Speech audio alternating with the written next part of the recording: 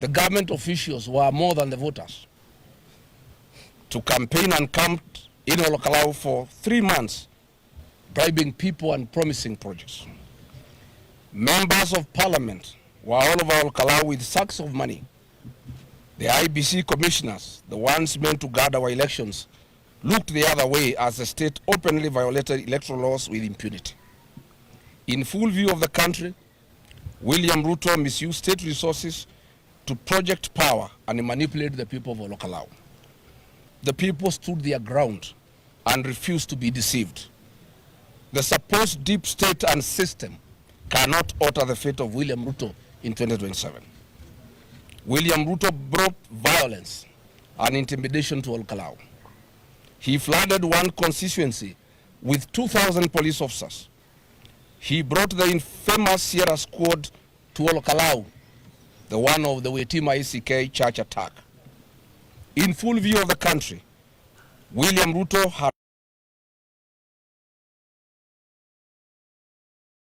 dating voters and trying to seize polling stations in attempt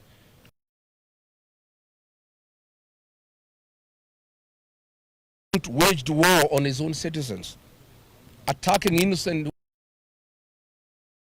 young people, queuing peacefully democratic right, and they were attacked by police thugs in hoods. I want to confirm to the people of Kenya that violence and intimidation cannot alter the fate of William Ruto in 2027. To the people who fear William Ruto's ruthless nature and what he is capable of, I ask them to be at ease.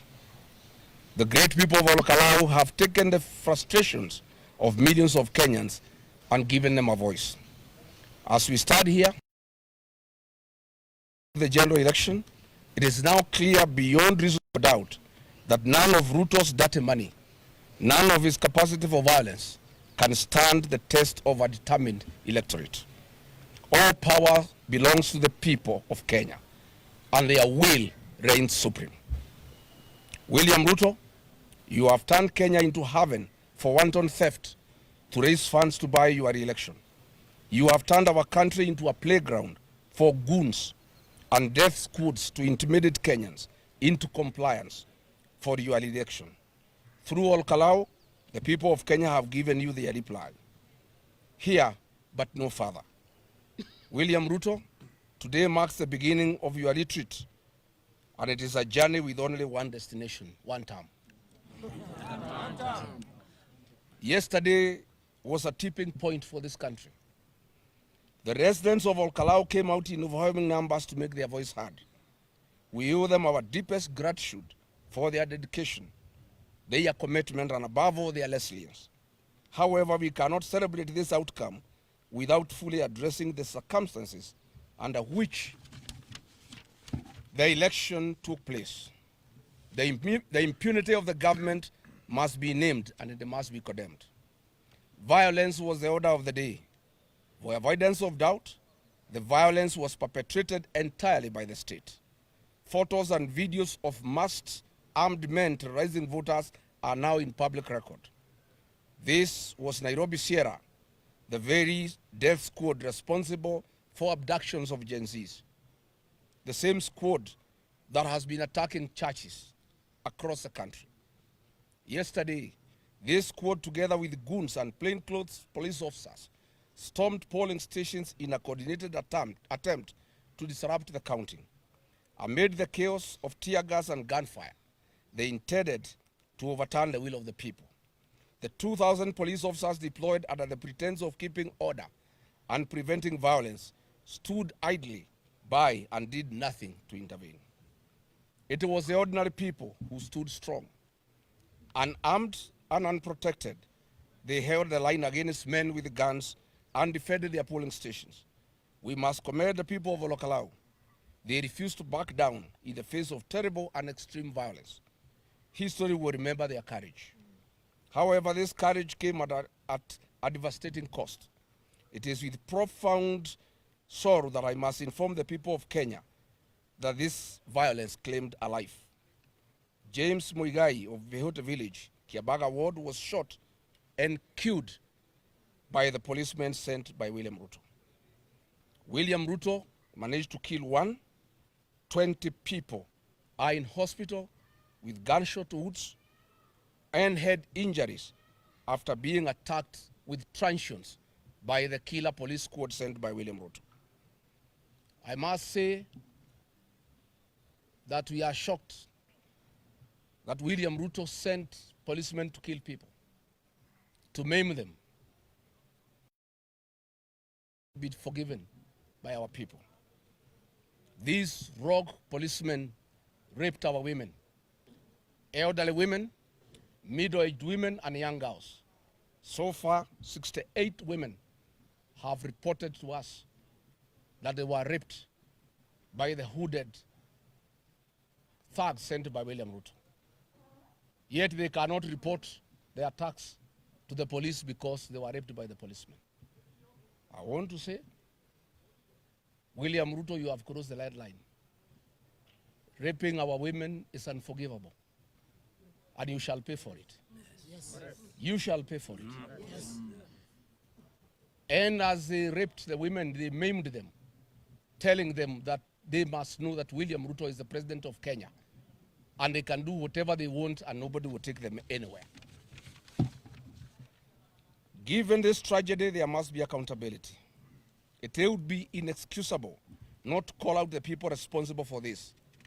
It is important for the people of Kenya to know exactly who the architects of this bloodshed be allowed to continue to hide in the shadows. The killer gangs were authorized by the Minister for Goonism and extrajudicial killing in Kenya. These police units operated in Ol Kalou yesterday. There were 3 groups. One was commanded by Madeira Member of Parliament Eric Wamumbi and his wife Betty Maina, the women rep for Muranga. The second squad was commanded and taking orders from one Dennis Itubi. The third group was taking orders from Charles Karondo, the board chairman of the Communications Authority. The goons terrorizing the constituencies were coordinated by Nakuru Town East Member of Parliament David Gekaria, Kiambu County Women's Representative Anne Wamuratha, the Nyandarua County Women Representative Faith Getau, Kiambaa Member of Parliament John Kawanjiku, nominated MP Sabina Chege, Bahati Member of Parliament Irene Joki, and Bere North MP Mr. Wamudende. The financing of all the violence that took place in Ol Kalou was coordinated by Kimani Ichung'wa, who was collecting money from William Ruto and giving the money to the teams on the ground. All of it was done under the express authority of William Ruto, who was giving the money and who okayed the attacks on the population and the raping of women, and with the operational support of Kipchumba Murkomen. So when Murkomen promises an investigation into men wielding weapons that only the police has access to, you ask yourself, how stupid does he think Kenyans are? He wants us to believe automatic rifles paraded openly in a constituency packed with 2,000 police officers went unnoticed by security agencies for over 12 hours. It is insulting that he thinks anyone can believe that. If Murkomen has called for an investigation, he must call for an investigation into his own person because he is the one who authorized these attacks in Ol Kalou. As we speak, the DCI Ol Kalou arrested our young people, the Gen Zs, on trumped-up charges. Some have been taken to court, and others are reported missing. We'll go on to state throughout the electoral period.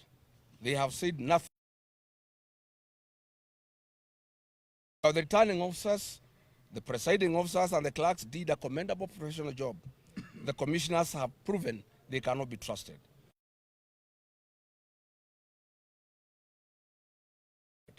These things were plain for all to see, even as the...